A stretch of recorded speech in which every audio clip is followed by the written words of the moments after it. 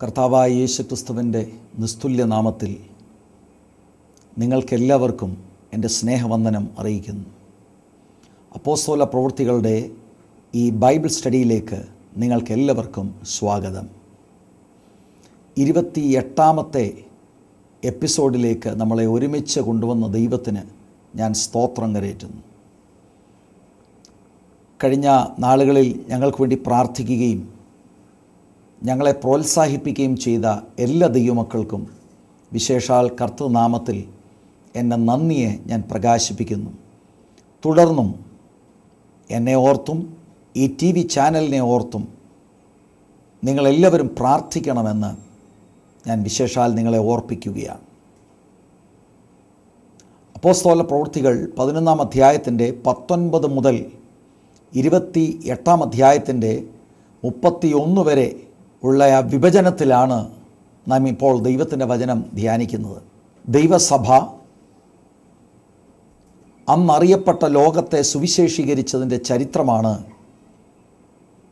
ഈ വേദഭാഗത്തിൽ വൈദ്യനായ ലൂക്കോസ് രേഖപ്പെടുത്തിയിരിക്കുന്നത്. കഴിഞ്ഞ ദിവസങ്ങളിൽ 11-ാം അധ്യായത്തിൻ്റെ 19 മുതൽ 26 വരെയുള്ള വാക്യങ്ങൾ നമ്മൾ ശ്രദ്ധിച്ചിരുന്നു. ഇന്ന് പ്രാരംഭത്തിൽ 27 മുതൽ 30 വരെയുള്ള വേദഭാഗങ്ങൾ നിങ്ങളുടെ ശ്രദ്ധയിൽ കൊണ്ടുവരാൻ താല്പര്യപ്പെടുകയാണ്. ആ കാലത്ത് യെരുശലേമിൽ നിന്ന് പ്രവാചകന്മാർ അന്ത്യോക്യയിലേക്ക് വന്നു. അവരിൽ അഗബോസ് എന്ന പേരുള്ളൊരുവൻ എഴുന്നേറ്റ് ലോകത്തിലൊക്കെയും മഹാക്ഷാമം ഉണ്ടാകും എന്ന് ആത്മാവിനാൽ പ്രവചിച്ചു. അത് ക്ലൗദിയോസിൻ്റെ കാലത്ത് സംഭവിച്ചു.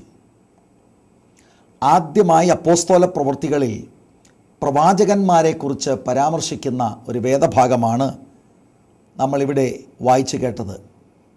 അപ്പോസ്തല പ്രവൃത്തികൾ 2-ാം അധ്യായത്തിൻ്റെ 18-ാം വാക്യത്തിൽ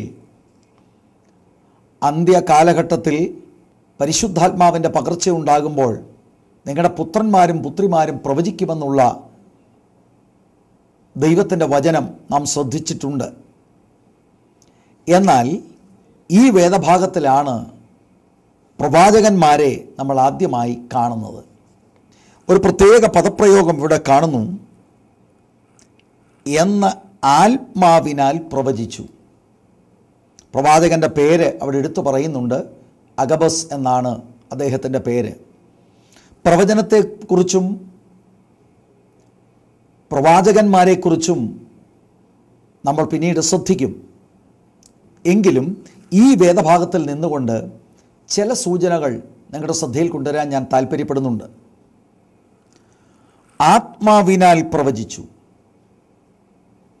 പരിശുദ്ധാത്മാവിനാൽ പ്രവചിക്കുവാൻ കഴിയും. പരിശുദ്ധാത്മാവ് ദൈവത്തിൻ്റെ സഭയാം ശരീരത്തിൽ ചിലർക്ക് ആ പ്രത്യേക വരം ദൈവത്തിൻ്റെ ആത്മാവ് കൊടുത്തിട്ടുണ്ട്. ദൈവസഭയുടെ വളർച്ചയ്ക്കും കെട്ടുപണിക്കും പ്രവചന ശുശ്രൂഷ ആവശ്യമാണ്. എന്നാൽ ആത്മാവിൽ പ്രവചിക്കുന്നത് പോലെ തന്നെ മനുഷ്യാത്മാവിൽ പ്രവചിക്കുന്നവരുണ്ട്.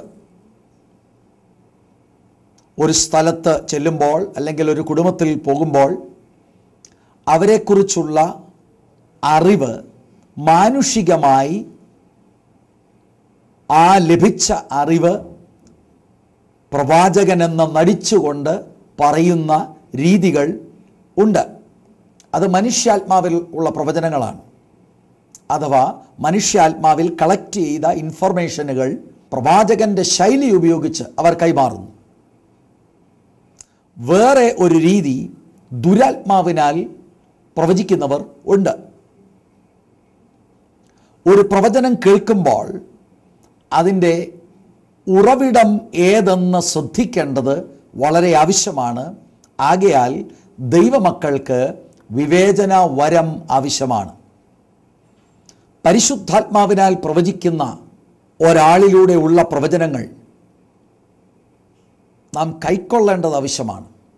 ദൈവം അവിടുത്തെ ആത്മാവിനാൽ ചിലരിലൂടെ വ്യക്തിപരമായ ദൂതുകളോ സഭയോടുള്ള ദൂതുകളോ പ്രസ്താവിക്കുമ്പോൾ അത് സ്വീകരിക്കേണ്ടതും കൈക്കൊള്ളേണ്ടതും അതിന്മേൽ പ്രാർത്ഥിക്കേണ്ടതും ആവശ്യമാണ്. എന്നാൽ കേൾക്കുന്നത് മനുഷ്യാത്മാവിലാണെങ്കിൽ അത് ആ നിലയിൽ കൈക്കൊള്ളേണ്ട ആവശ്യം ഇല്ല. ദുരാത്മാവിനാലാണെങ്കിൽ അത് തിരിച്ചറിഞ്ഞ് അതിനോട് എതിർത്ത് നിൽക്കേണ്ടത് ആവശ്യമാണ്. പുതിയ നിയമത്തിലെ പ്രവചന ശുശ്രൂഷയിൽ ഭാവി കാര്യം പറയുന്നത് മാത്രമല്ല ദൈവത്തിൻ്റെ വചനം നമ്മൾക്ക് തരുന്ന അറിവ്. ഭാവി കാര്യങ്ങൾ അതിലുണ്ട്.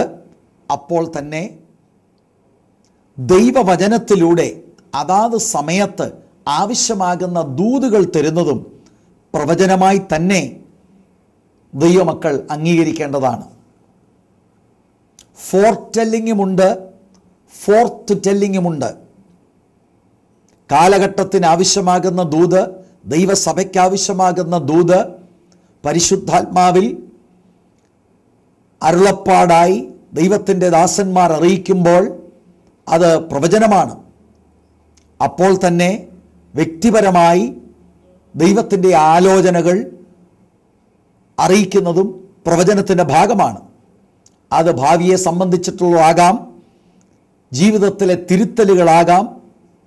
ദൈവത്തിൻ്റെ വചനം പറയുന്നത് 1 കൊരിന്ത്യർ ലേഖനം 14-ാം അധ്യായം 3-ാം വചനം, പ്രവചിക്കുന്നവനോ ആത്മീക വർധനയ്ക്കും പ്രബോധനത്തിനും ആശ്വാസത്തിനുമായി മനുഷ്യരോട് സംസാരിക്കുന്നു. പ്രവചനവരം കാംക്ഷിക്കുവാനായി ദൈവത്തിൻ്റെ വചനത്തിൽ നിർദ്ദേശമുണ്ട്. അതുപോലെ തന്നെ 14-ാം അധ്യായത്തിൽ അപ്പോസ്തലനായ പൗലോസ് പ്രവചനവരത്തെക്കുറിച്ച് പറയുമ്പോൾ ഇങ്ങനെയാണ് താൻ രേഖപ്പെടുത്തിയിരിക്കുന്നത്: എല്ലാവരും പ്രവചിക്കുന്നു എങ്കിലോ അവിശ്വാസിയോ ആത്മവരമില്ലാത്തവനോ അകത്തു വന്നാൽ എല്ലാവരുടെ വാക്കിനാലും അവന് പാപബോധം വരും. അവൻ എല്ലാവരാലും വിവേചിക്കപ്പെടും. അവൻ്റെ ഹൃദയ രഹസ്യങ്ങളും വെളിപ്പെട്ടു വരും. അങ്ങനെ അവൻ കവിണ് വീണ് ദൈവം വാസ്തവമായി നിങ്ങളുടെ ഇടയിൽ ഉണ്ട് എന്ന് ഏറ്റുപറഞ്ഞ് ദൈവത്തെ നമസ്കരിക്കും. അവിശ്വാസിയായ ആൾ, പാപിയായുള്ള ഒരാൾ ദൈവസഭയിൽ കടന്നു വരുമ്പോൾ സഭയ്ക്കുള്ളിൽ പ്രവചനപരമുള്ളവരുണ്ടെങ്കിൽ അവൻ്റെ ഹൃദയ രഹസ്യങ്ങൾ വെളിപ്പെട്ടു വരും. അങ്ങനെ ആർക്കും അറിയാൻ കഴിയാത്ത രഹസ്യങ്ങൾ ദൈവത്തിൻ്റെ ആത്മാവ് വെളിപ്പെടുത്തുമ്പോൾ ദൈവം ഇവരുടെ നടുവിലുണ്ട് എന്ന് പറഞ്ഞ് അവൻ തന്നെത്താൻ സമർപ്പിക്കുകയും അനുദപിക്കുകയും അവൻ്റെ പാപങ്ങളെ ഏറ്റുപറയാൻ തക്കവണ്ണം ഇടയായിത്തീരുകയും ചെയ്യും എന്ന് തിരുവെഴുത്ത് പറയുന്നു. അതുകൊണ്ട് പ്രവചനവരം വളരെ ശക്തിയുള്ള ഒരു ആയുധമാണ്. ദൈവസഭയുടെ ഗുണീകരണത്തിന്, ബിൽഡിംഗ് അപ്പിന് വളരെ ആവശ്യമുള്ള ഒരു വരമാണ് എന്ന് ഈ തരുണത്തിൽ ദൈവമക്കളെ ഞാൻ ഓർപ്പിക്കുന്നു. അപ്പോൾ തന്നെ കർത്താവ് നമ്മെ വാൺ ചെയ്തിട്ടുള്ള ഒരു സ്റ്റേറ്റ്മെൻറ്റ് ഞാൻ നിങ്ങളുടെ ശ്രദ്ധയിൽ കൊണ്ടുവരുന്നു. മത്തായിയുടെ സുവിശേഷം 7-ാം അധ്യായത്തിലേക്ക് നമ്മൾ കടന്നു വരുമ്പോൾ അതിൻ്റെ 15-ാം വാക്യത്തിൽ നമ്മുടെ വാഴ്ത്തപ്പെട്ട കർത്താവ് പറയുന്ന സ്റ്റേറ്റ്മെൻറ്റ് ഇങ്ങനെയാണ്: കള്ളപ്രവാചകന്മാരെ സൂക്ഷിച്ചുകൊള്ളുവീൻ, അവർ ആടുകളുടെ വേഷം പൂണ്ട് നിങ്ങളുടെ അടുക്കൽ വരുന്നു, അകമയോ കടിച്ചു കീറുന്ന ചെന്നായ്ക്കളാകുന്നു. അവരുടെ ഫലങ്ങളിൽ നിങ്ങൾക്ക് അവരെ തിരിച്ചറിയാം. മുള്ളുകളിൽ നിന്ന് മുന്തിരിപ്പഴവും ഞെരിഞ്ഞിലുകളിൽ നിന്ന് അത്തിപ്പഴവും പറിക്കുമാറുണ്ടോ? നല്ല വൃക്ഷമൊക്കെയും നല്ല ഫലം കായ്ക്കുന്നു, ആകാത്ത വൃക്ഷമോ ആകാത്ത ഫലം കായ്ക്കുന്നു. കർത്താവ് പറയുന്നത് വരത്താൽ ആരെയും തിരിച്ചറിയുവാൻ കഴിയത്തില്ല, ഫലത്താൽ വൃക്ഷത്തെ തിരിച്ചറിയുവാൻ കഴിയും. കള്ളപ്രവാചകന്മാരുണ്ട് എന്നുള്ളത് ഒരു പുതിയ വാർത്തയല്ല. കർത്താവ് ഇതിനെക്കുറിച്ച് വാൺ ചെയ്യുന്നുണ്ട്. അപ്പോസ്തലന്മാർ ഇതിനെക്കുറിച്ച് വാൺ ചെയ്തിട്ടുണ്ട്. ആകയാൽ ദൈവമക്കൾ സൂക്ഷിക്കണം. കേൾക്കുന്നതെല്ലാം ദൈവത്തിൻ്റെ ആത്മാവിനാൽ ആവണമെന്നില്ല. ഏത് കാര്യത്തെയും വിവേചിക്കുവാൻ ദൈവം നമ്മൾക്ക് അധികാരം തന്നിട്ടുണ്ട്. 1 യോഹന്നാൻ്റെ ലേഖനത്തിലേക്ക് നമ്മൾ കടന്നു വരുമ്പോൾ അപ്പോസ്തലനായ യോഹന്നാൻ 4-ാം അധ്യായത്തിൻ്റെ 1 മുതലുള്ള വാക്യങ്ങളിൽ വാണിങ് ദൈവസഭയ്ക്ക് കൊടുക്കുന്നുണ്ട്. പ്രിയമുള്ളവരെ, കള്ളപ്രവാചകന്മാരും പലരും ലോകത്തിലേക്ക് പുറപ്പെട്ടിരിക്കുകയാൽ ഏതാത്മാവിനെയും വിശ്വസിക്കാതെ ആത്മാക്കൾ ദൈവത്തിൽ നിന്നുള്ളവയോ എന്ന് ശോധന ചെയ്യുവിൻ. ശോധന ചെയ്യുവാനുള്ള അവകാശം ദൈവമക്കളുടേതാണ്. ചില ആളുകൾ ചിന്തിക്കുന്നത് അങ്ങനെ ശോധന ചെയ്താൽ അത് പരിശുദ്ധാത്മാവിനെതിരെയുള്ള പാപമായി ചിന്തിക്കുന്നവരുണ്ട്. അങ്ങനെയല്ല. ശോധന ചെയ്യുവാനുള്ള അവകാശം ദൈവസഭയ്ക്ക് കൊടുത്തിട്ടുണ്ട്. ഞാൻ മുൻപ് ഓർപ്പിച്ചതുപോലെ പരിശുദ്ധാത്മാവിനാൽ ആണ് ഒരു വ്യക്തി പ്രവചിക്കുന്നത് എന്ന് ആത്മാവിൽ ബോധ്യമായാൽ അത് സ്വീകരിക്കുവാൻ നമുക്ക് കടപ്പാടുണ്ട്. അത് ദൈവത്തിൻ്റെ ശബ്ദമായി തന്നെ നമ്മൾ സ്വീകരിക്കേണ്ടത് ആവശ്യമാണ്. എന്നാൽ മനുഷ്യാത്മാവിൽ കാര്യം പറയുകയോ ദുരാത്മാവിൻ്റെ സഹായത്തോടെ കാര്യങ്ങൾ അവതരിപ്പിക്കുന്ന ആ പ്രവണത നാം ഒരിക്കലും അതിന് പ്രോത്സാഹനങ്ങൾ കൊടുക്കരുത്.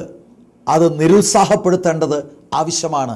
അല്ലെങ്കിൽ അങ്ങനെയുള്ള കാര്യങ്ങൾ വ്യക്തികളെ, കുടുംബങ്ങളെ, ദൈവസഭകളെ കേടുവരുത്തുന്നതാണ് എന്ന് ഈ തരുണത്തിൽ ഞാൻ നിങ്ങളുടെ ശ്രദ്ധയിൽ കൊണ്ടുവരികയാണ്. ഈ കാലഘട്ടത്തിലും വളരെ സൂക്ഷിച്ചാണ്, വളരെ ദൈവകൃപയിൽ ആശ്രയിച്ചും പരിജ്ഞാനത്തിലുമാണ് നമ്മൾ ഓരോ കാര്യത്തിലും ഇടപെടേണ്ടത്. ചില സമയത്ത് ദൂത് കറക്റ്റ് ആവാൻ സാധ്യതയുണ്ട്. ഞാനൊരു ഉദാഹരണം നിങ്ങളുടെ ശ്രദ്ധയിൽ തിരുവെഴുത്തിൽ നിന്ന് തന്നെ കൊണ്ടുവരാൻ താല്പര്യപ്പെടുകയാണ്. അപ്പോസ്തല പ്രവൃത്തികളുടെ തന്നെ 16-ാം അധ്യായത്തിലേക്ക് ഞാൻ നിങ്ങളുടെ ശ്രദ്ധയെ തിരിക്കുകയാണ്. അപ്പോസ്തലനായ പൗലോസിൻ്റെ ശുശ്രൂഷയിലുണ്ടായ ഒരനുഭവം അവിടെ രേഖപ്പെടുത്തിയിരിക്കുന്നു. 16 മുതലുള്ള വാക്യങ്ങൾ വായിക്കുമ്പോൾ, ഞങ്ങൾ പ്രാർത്ഥനാ സ്ഥലത്തേക്ക് ചെല്ലുമ്പോൾ വെളിച്ചപ്പാടത്തിയായി ലക്ഷണം പറഞ്ഞ് യജമാനന്മാർക്ക് വളരെ ലാഭം വരുത്തുന്ന ഒരു ബാല്യക്കാരി ഞങ്ങളെ എതിരേറ്റു. അവൾ പൗലോസിൻ്റെയും ഞങ്ങളുടെയും പിന്നാലെ വന്നു.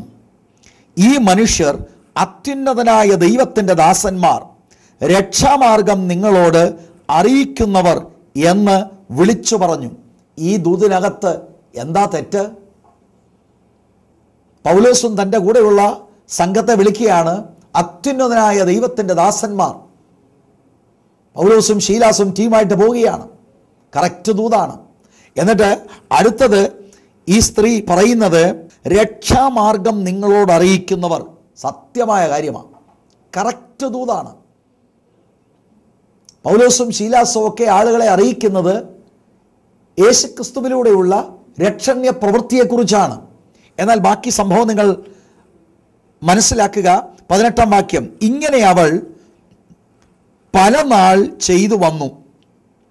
പൗലോസ് മുഷിഞ്ഞ് തിരിഞ്ഞു നോക്കി അവളിലുള്ള ഭൂതത്തോട്, അവളോടല്ല അവളിലുള്ള ഭൂതത്തോട്, കറക്റ്റായ ദൂതിൻ്റെ ഉറവിടം ഭൂതമാണെന്ന് ആത്മാവിൽ ഗ്രഹിച്ച ദൈവത്തിൻ്റെ ദാസൻ എടുക്കുന്ന നടപടി ഇവിടെ ശ്രദ്ധേയമാണ്. അവളെ വിട്ടുപോകുവാൻ ഞാൻ യേശുക്രിസ്തുവിൻ്റെ നാമത്തിൽ നിന്നോട് കൽപ്പിക്കുന്നു എന്ന് പറഞ്ഞു. ആ നാഴികയിൽ തന്നെ അത് അവളെ വിട്ടുപോയി.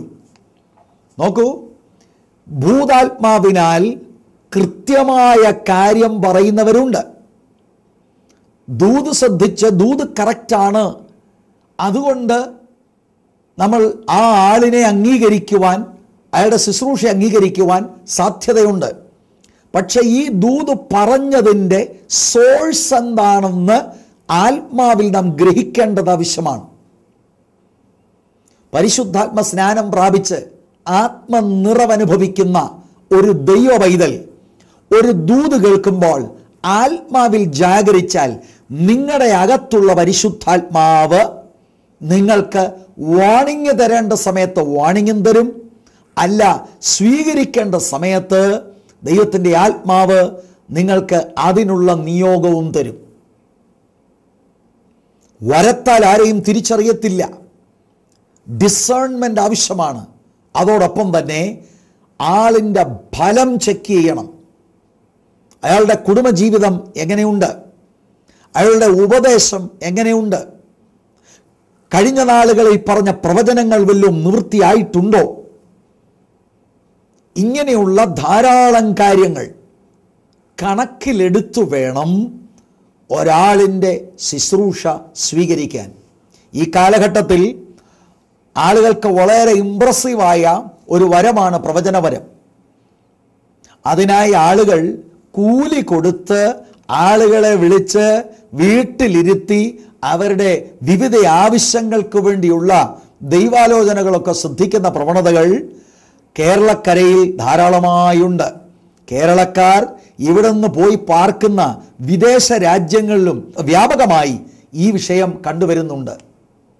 എന്നാൽ പുതിയ നിയമത്തിൽ നിങ്ങൾ ശ്രദ്ധിച്ചാൽ പരിശുദ്ധാത്മ നിറവുള്ള പ്രവാചകന്മാരിലൂടെ ദൈവത്തിന് താങ്കളോട് സംസാരിക്കണമെന്ന് തിരിഹിതമായാൽ ദൈവം തൻ്റെ പ്രവാചകനെ നിങ്ങളുടെ ഇടയിൽ അയക്കും.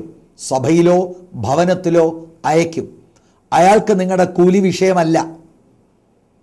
മുഖം നോക്കാതെ യഹോവ ഇപ്രകാരം അരുളി ചെയ്യുന്നു എന്ന് പറഞ്ഞ് ദൈവം എന്നെ വിട്ടിരിക്കുന്നു, ഇതാണ് നിങ്ങളോടുള്ള ദൂത് എന്ന് പറഞ്ഞിട്ട് കൂലി കൊതിച്ചവർ നിൽക്കില്ല.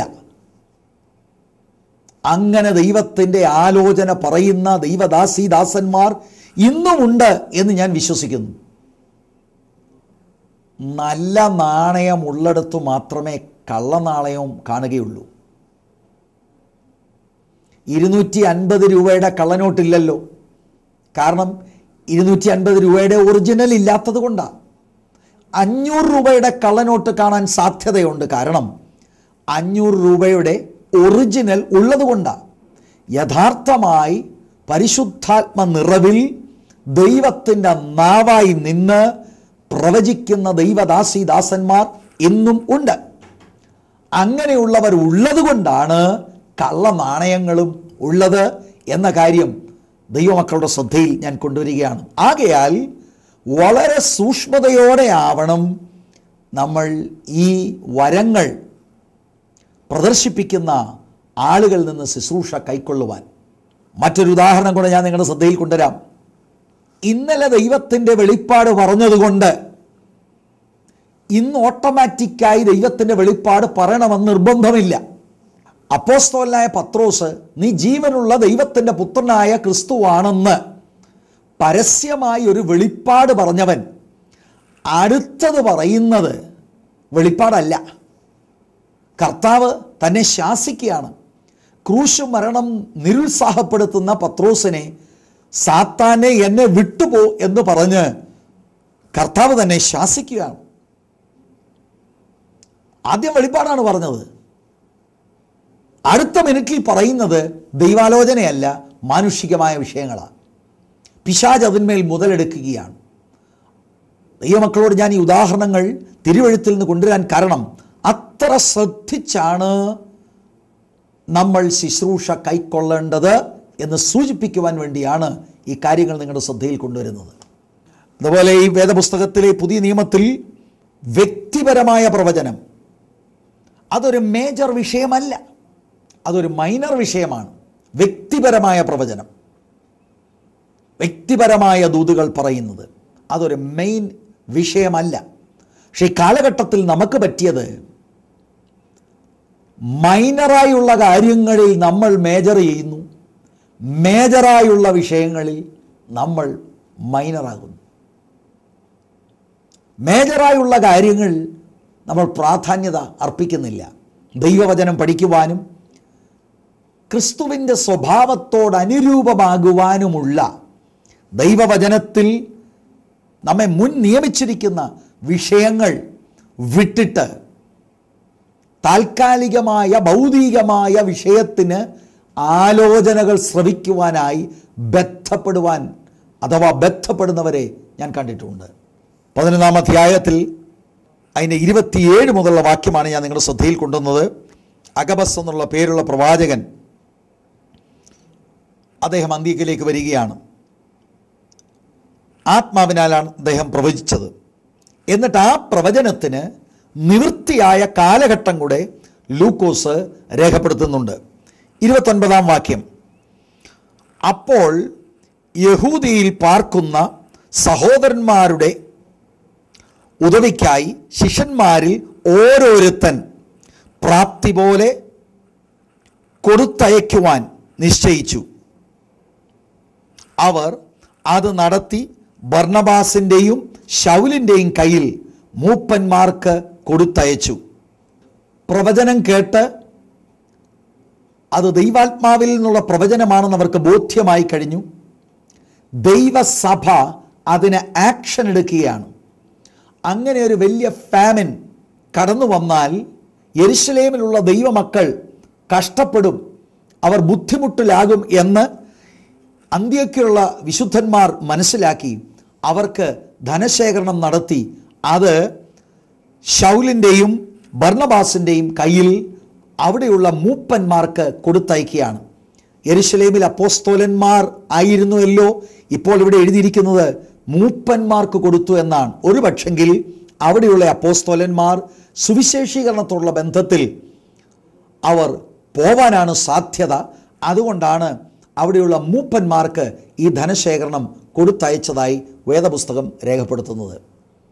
അഗബോസ് പ്രവചിച്ച ആ പ്രവചനം നിവൃത്തിയായി. യഥാർത്ഥ പ്രവാചകനാണെങ്കിൽ താൻ പറയുന്ന പ്രവചനങ്ങൾ നിവൃത്തിയാകും. പ്രവചനം എന്ന വിഷയം ഞാൻ മുമ്പ് സൂചിപ്പിച്ചതുപോലെ പിന്നെയും നമ്മൾ പഠിക്കും. അതുകൊണ്ട് ഇത്രയും പറഞ്ഞിട്ട് ഞാൻ 12-ാമത്തെ അധ്യായത്തിലേക്ക് പ്രവേശിക്കുവാൻ ഞാൻ താല്പര്യപ്പെടുകയാണ്. അനുഗ്രഹിക്കപ്പെട്ട ഒരു വരമാണ്. എന്നാൽ ആ വരം ഇല്ലാത്തവർ ആ വരമുണ്ട് എന്ന ഭാവത്തിൽ ദൈവസഭയും ദൈവമക്കളെയും തെറ്റിക്കുവാനായി വ്യാപകമായി ശത്രു അവരെ ഉപയോഗിക്കുന്ന ഈ കാലഘട്ടത്തിൽ ദൈവമക്കൾ വളരെ പരിജ്ഞാനത്തിലും ദൈവകൃപയിലും നിൽക്കണമെന്ന് ഞാൻ സ്നേഹത്തോടെ ഓർപ്പിക്കുകയാണ്. പ്രായോഗികമായി പറഞ്ഞാൽ എത്രയെത്ര കുടുംബങ്ങളെയും സഭകളെയും പ്രവാചകനാണ് എന്ന് പറഞ്ഞ് ചെന്ന് മാനുഷികമായുള്ള പ്രവചനങ്ങൾ നടത്തി ഭിന്നത വിതച്ചിട്ടുള്ള എത്രയെത്ര സഭകളും കുടുംബങ്ങളുമുണ്ട്. മറുവശത്ത് പരിശുദ്ധാത്മാവിനാൽ നിയോഗിതരായി ആത്മാവിൻ്റെ അഭിഷേകത്തോടെ ചെന്ന് ദൈവത്തിൻ്റെ അരുളപ്പാട് അറിയിച്ച് ശുദ്ധീകരണം വരുത്തിയിട്ടുള്ള ധാരാളം ഇടങ്ങളും കേരളത്തിൽ ഉണ്ട്. അതുകൊണ്ട് ദൈവമക്കൾ ഒരു ശുശ്രൂഷ അനുഭവിക്കുമ്പോൾ വളരെ ശ്രദ്ധയോടെയും പരിശുദ്ധാത്മാവിൻ്റെ കൃപയിൽ ശരണപ്പെട്ടുമാകണമെന്ന് ഞാൻ പിന്നെയും നിങ്ങളെ ഓർപ്പിക്കുന്നു. ഒരു കാര്യം കൂടെ കൂട്ടിച്ചേർത്തിട്ട് 12-ാം അധ്യായത്തിലേക്ക് പ്രവേശിക്കുവാൻ താല്പര്യപ്പെടുകയാണ്. ഒരു ദൂത് കേൾക്കുമ്പോൾ ദൈവാത്മാവിൽ നിന്നാണെങ്കിൽ നിങ്ങളുടെ അകത്ത് പരിശുദ്ധാത്മാവ് അതിന് കൺഫർമേഷൻ തരും. അല്ലെങ്കിൽ നിങ്ങളുടെ ഉള്ളിൽ തന്നെ നിങ്ങൾക്ക് ആത്മാവിൽ അസ്വസ്ഥത അനുഭവിക്കുന്നത് നിങ്ങൾക്ക് അനുഭവപ്പെടും. 2, ഏത് പ്രവചനമാണെങ്കിലും വെളിപ്പാടാണെങ്കിലും ദൈവവചനത്തിൻ്റെ ബൗണ്ടറി ക്രോസ് ചെയ്യുവാൻ സാധ്യമല്ല. വചനത്തിൻ്റെ ബൗണ്ടറിക്കകത്ത് നിന്ന് മാത്രമേ പ്രവചിക്കുവാൻ കഴിയുകയുള്ളൂ. ദൈവവചനത്തിൻ്റെ ഉപദേശത്തിന് നിരക്കാത്ത ദൂതാണെങ്കിൽ അത് സ്വീകരിക്കേണ്ട ആവശ്യം ഇല്ല. അതുകൊണ്ട് പ്രവചനം തുച്ഛീകരിക്കരുത്. എന്നാൽ എല്ലാം ശോധന ചെയ്യണം, നല്ലത് ഏറ്റെടുക്കണം. ചില സമയങ്ങളിൽ ദൈവത്തിൻ്റെ ആത്മാവ് പ്രവാചകനിലൂടെ ഇടപെടുമ്പോൾ തന്നെ ദൂത് ദൈവാത്മാവ് തരുന്നത് കൃത്യമാണെങ്കിലും പറയുന്ന പ്രവാചകൻ അറിഞ്ഞോ അറിയാതെയോ ദൂതിൻ്റെ കൂടെ ചില കാര്യങ്ങൾ കൂട്ടിച്ചേർക്കുമ്പോൾ ദൈവം ഉദ്ദേശിച്ച വിഷയത്തിൽ നിന്ന് ചില സമയങ്ങളിൽ അങ്ങോട്ടും ഇങ്ങോട്ടും മാറുവാൻ സാധ്യതയുണ്ട്.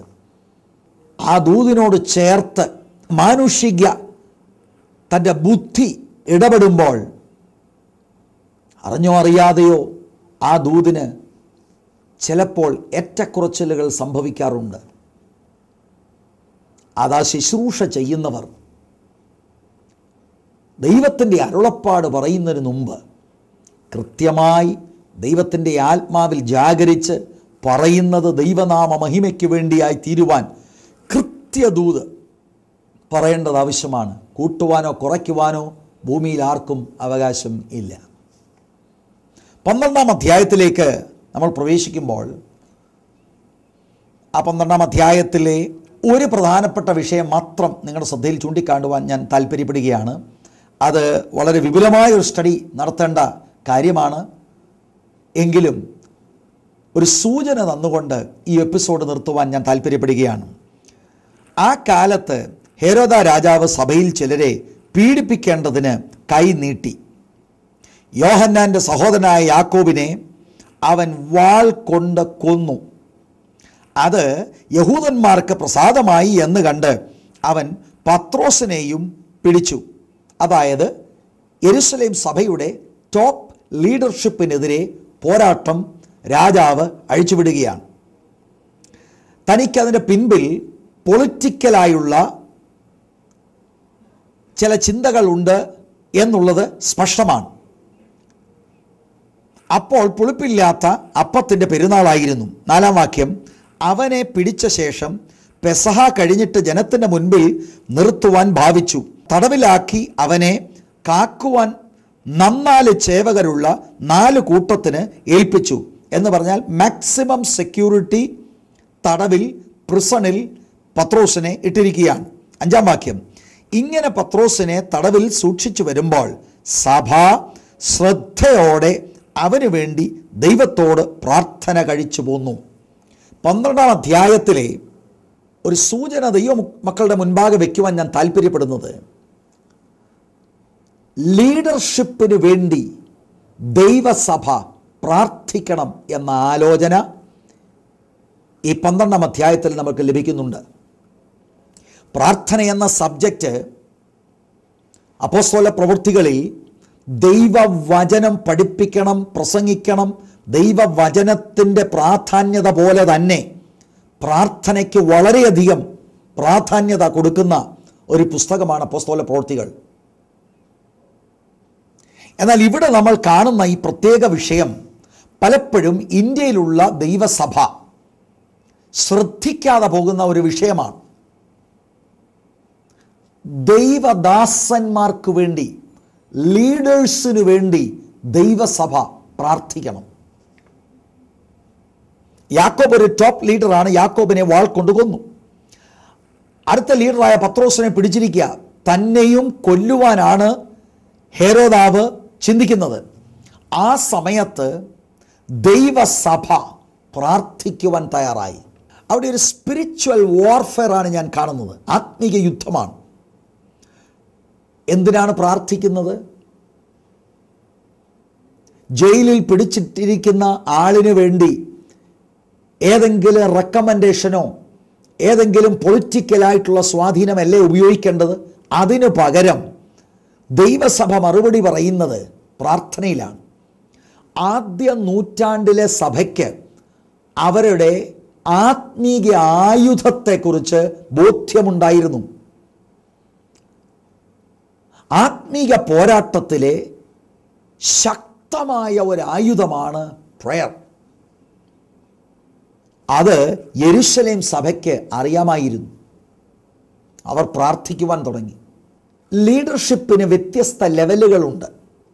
ഒരു സംഘടനയോടുള്ള ബന്ധത്തിൽ നമ്മൾ ചിന്തിച്ചാൽ അതിൻ്റെ ടോപ്പ് എക്സിക്യൂട്ടീവ്സ് ഉണ്ട്, മേഖലാതലത്തിൽ ഉള്ള ലീഡേഴ്സ് ഉണ്ട്, അതിന് താഴെ സെൻട്രൽ പാസ്റ്റർമാരായി അല്ലെങ്കിൽ പ്രസ്ബിറ്റർമാരായി ഉള്ള ദൈവദാസന്മാരുണ്ട്, അതിന് താഴെ ഇടയ ശുശ്രൂഷ ചെയ്യുന്ന ലോക്കൽ പാസ്റ്റേഴ്സ് ഉണ്ട്.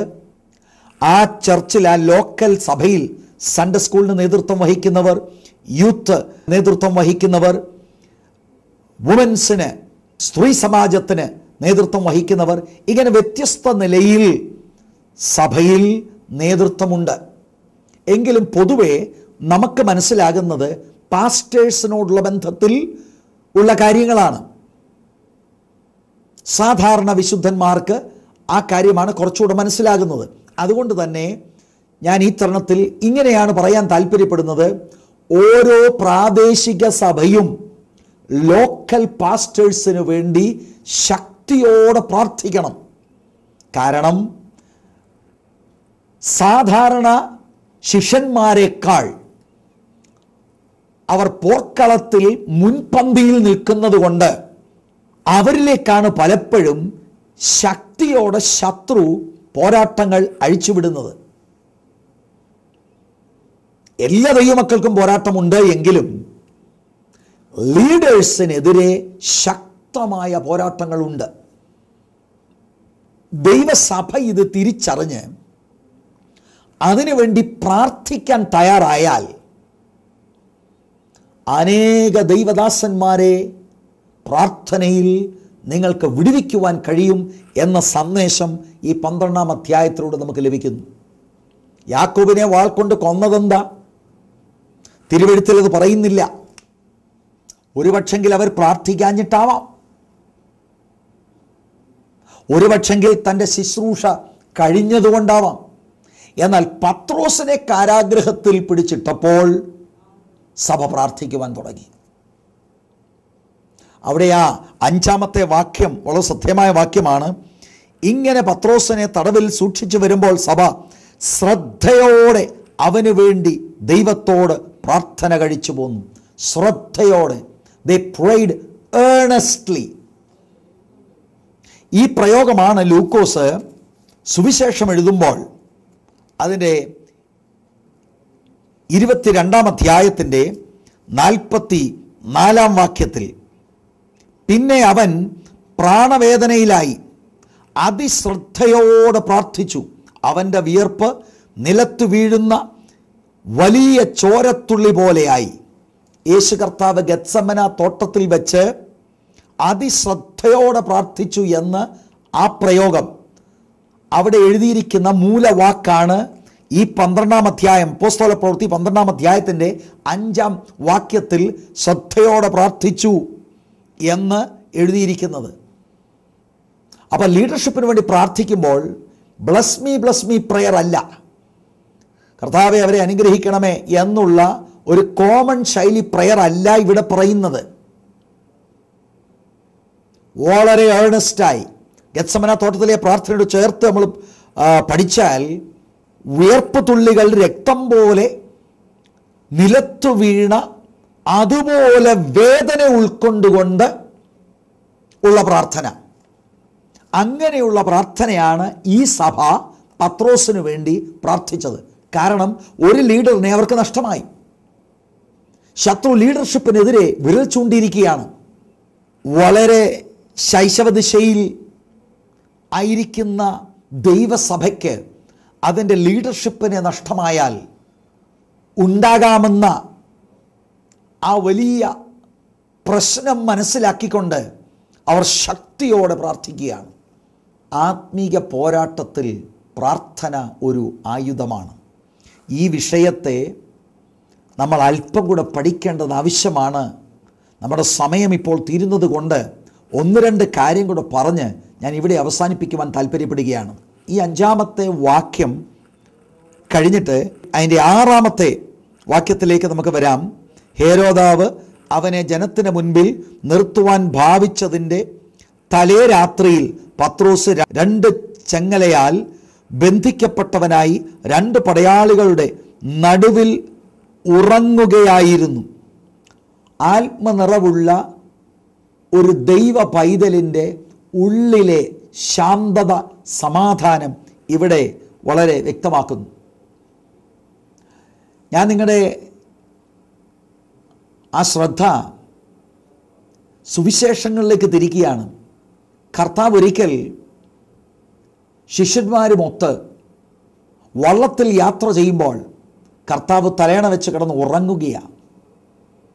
ശിഷ്യന്മാർക്ക് വളരെ ഭയമുണ്ടായി.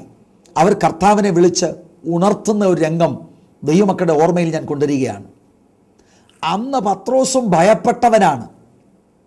പക്ഷെ പത്രോസ് അവിടെ വാച്ച് ചെയ്തൊരു കാര്യം, കർത്താവ് സുഖമായി കിടന്ന് ഉറങ്ങിയാണ്. പ്രതികൂലത്തിൻ്റെ നടുവിൽ ഭയം കൂടാതെ സമാധാനത്തോടെ കിടന്നുറങ്ങുന്ന കർത്താവ്. പക്ഷേ അന്ന് ഭയന്ന പത്രോസ് ഇവിടെ 6-ാം വാക്യത്തിൽ പറയുന്നത് പടയാളികളുടെ നടുവിൽ ഉറങ്ങുകയായിരുന്നു പത്രോസ്. ആത്മനിറവുള്ള ദൈവവൈതലിനറിയാം, ദൈവമറിയാതെ എൻ്റെ തലയിലെ ഒരു മുടി പോലും നിലത്ത് വീഴുകയില്ല. ഭയപ്പെടുത്തുന്ന സാഹചര്യങ്ങൾ ശത്രുവായവൻ നിങ്ങൾക്കും നിങ്ങളുടെ കുടുംബത്തിനുമെതിരെ അഴിച്ചുവിടുമ്പോൾ അതിൻ്റെ നടുവിൽ പതറിപ്പോകാതെ ശാന്തത പുലർത്തുവാൻ ദൈവത്തിൻ്റെ പരിശുദ്ധാത്മാവ് എൻ്റെ കേൾവിക്കാരായ സഹോദരി സഹോദരന്മാർക്ക് കൃപ തരട്ടെ എന്ന് ഞാൻ ആത്മാർത്ഥമായി പ്രാർത്ഥിക്കുന്നു. അടുത്തത് ഇങ്ങനെയാണ്: വാതിലിൻ്റെ മുൻപിൽ കാവൽക്കാർ കാരാഗ്രഹം കാത്തുകൊണ്ടിരുന്നു. 7-ാം വാക്യം ശ്രദ്ധിക്കണം.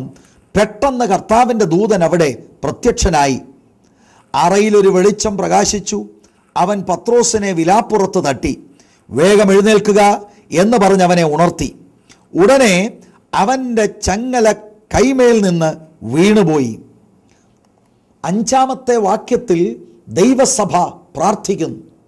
7-ാമത്തെ വാക്യത്തിൽ പ്രാർത്ഥനയുടെ ഫലമായി ഒരു ദൂതൻ മാക്സിമം സെക്യൂരിറ്റി കാരാഗ്രഹത്തിൽ ഇറങ്ങി യെരുശലേം സഭയുടെ ടോപ്പ് ലീഡറിനെ വിടുവിക്കുന്ന രംഗമാണ് ഞാനിവിടെ നിങ്ങളെ വായിച്ച് കേൾപ്പിച്ചത്. ആത്മീക പോരാട്ടത്തിൽ ഭക്തന്മാരുടെ പ്രാർത്ഥന ദൈവത്തിൻ്റെ ദൂതന്മാരെ റിലീസ് ചെയ്യുന്നു.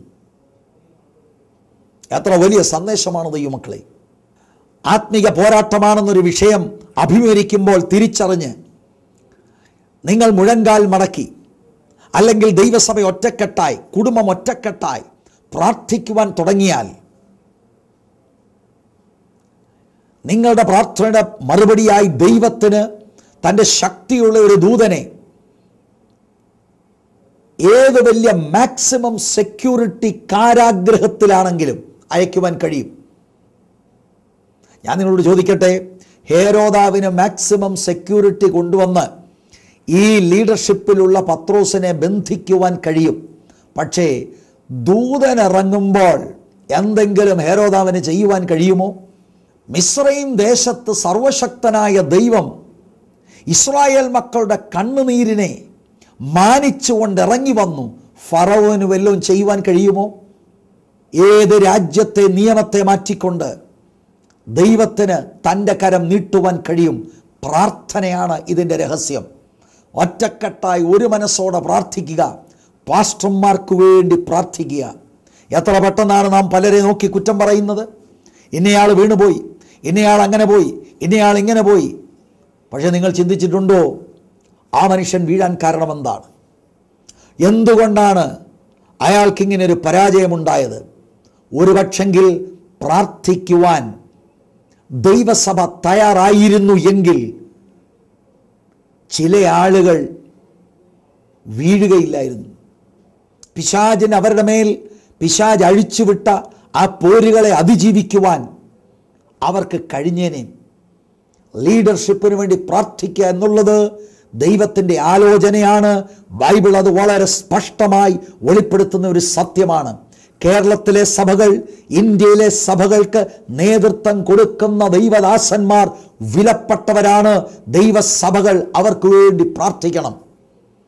നമ്മളിന്നും ആഗ്രഹിക്കുന്നത് ഓരോ ഞായറാഴ്ചയും ദൈവദാസന്മാർ പുൾപിറ്റിൽ വന്ന് അനുഗ്രഹിക്കപ്പെട്ട ദൈവാലോചന പറഞ്ഞ് നമ്മൾക്ക് വേണ്ടിയൊക്കെ പ്രാർത്ഥിച്ച് നമ്മളെ ആശീർവദിക്കണമെന്നാണ്. പക്ഷേ ഈ ദൈവദാസൻ ഒരു മാലാഖയല്ല, സാധാരണക്കാരനായ മനുഷ്യനാണ്. അദ്ദേഹത്തിനൊരു കുടുംബമുണ്ട്, അദ്ദേഹം ഒരു സൊസൈറ്റിയിലാണ് ജീവിക്കുന്നത്, സാമ്പത്തികമായുള്ള ബുദ്ധിമുട്ടുകൾ അദ്ദേഹത്തിനുണ്ട്. പല കാര്യങ്ങൾ അഭിമുഖീകരിച്ചാണ് അദ്ദേഹം ഒരു ഞായറാഴ്ച പുൾപിറ്റിൽ വന്ന് നിൽക്കുന്നത്. ഇത് ദൈവജനം അറിയണം, ദൈവമക്കൾ ഇതറിയണം.